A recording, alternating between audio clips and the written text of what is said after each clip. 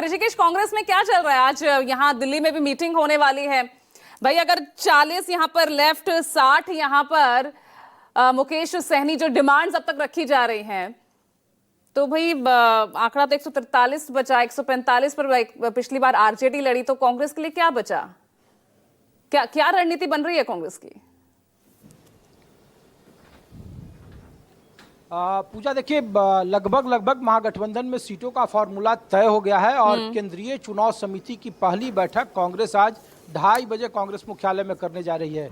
पहले चरण में जो 121 विधानसभा की सीटें लड़ी जानी है, उसमें कांग्रेस के कोटे में कितनी सीटें आती है, उस पर आज शाम 7 बजे औपचारिक तौर पर पटना में महागठबंधन की प्रेस कॉन्फ्रेंस और नंबर बता दिया जाएगा। लेकिन पहले चरण में जो संभावित लगभग जो सीटें हैं, तकरीबन 18, 20 या 30, 35 ये नंबर्स नहीं आए, लेकिन आज उस पर केंद्रीय चुनाव समिति की बैठक होगी और पहले चरण के उम्मीदवारों पर मंथन कर लिया जाएगा। उसका ऐलान 10 तारीख के बाद कभी भी कर दिया जाएगा।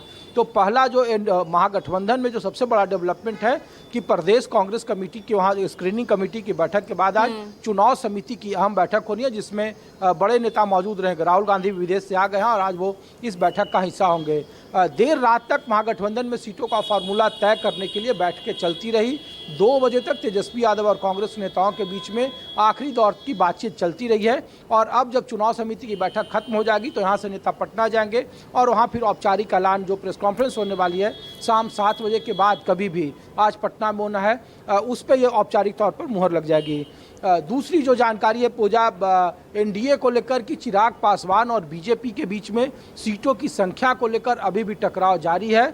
कल शाम 8 बजे ही चिराग पासवान पटना के लिए निकल गए थे और आज वो अपने गांव शहर बन्नी में है, चूँकि रामविलास पासवान जी की पुण्यतिथि है और हर साल की बात इस बार भी वो अपने गांव में मना रहे हैं। और उनसे कई बार जब सवाल पूछा गया तो वो सीटों की संख्या या तालमेल पर चुप्पी साध रहे हैं। अभी भी दोनों ही पार्टियों के बीच में टकराव बढ़ा हुआ है। जो सूत्रों ने जानकारी दी पूजा, उसके मुताबिक 20 सीटों का ऑफर पहले चरण में शुरू किया गया है बाकायदा जो चिराग पासवान की पार्टी को लेकर, और इस पर उन्होंने साफ तौर पर मना कर दिया है। उन्होंने कहा कि सीटों की संख्या के साथ साथ सीटों की जो दावेदारी है, कौन सी सीटें उनके खाते में आएगी, ये सबसे महत्वपूर्ण है। और कुछ सीटों को चिराग पासवान ने अपने नाक का सवाल बनाया हुआ है, खास करके जमुई संसदीय सीट में, वैशाली संसदीय सीट में जो महनार सीट है, जो जेडीयू के प्रदेश अध्यक्ष की सीट है, उमेश कुशवाहा की सीट है, वहाँ से वो लगातार कर रहे हैं कि वो उनके कोटे में रही और वो वहाँ से चुनाव लड़वाएंगे। सिकंदरा और जो चकाई है, 2 ऐसी सीटें हैं जमुई में जहां से पहले चिराग पासवान जीते थे। तो कुछ सीटों पर अभी भी टकराव बरकरार है। एनडीए में भी लगभग उपेंद्र कुशवाहा, जीतन राम मांझी, जेडीयू और बीजेपी के बीच में सीटों की संख्या पर आमतौर पर सहमति करीब नंबर को लेकर बन गई है।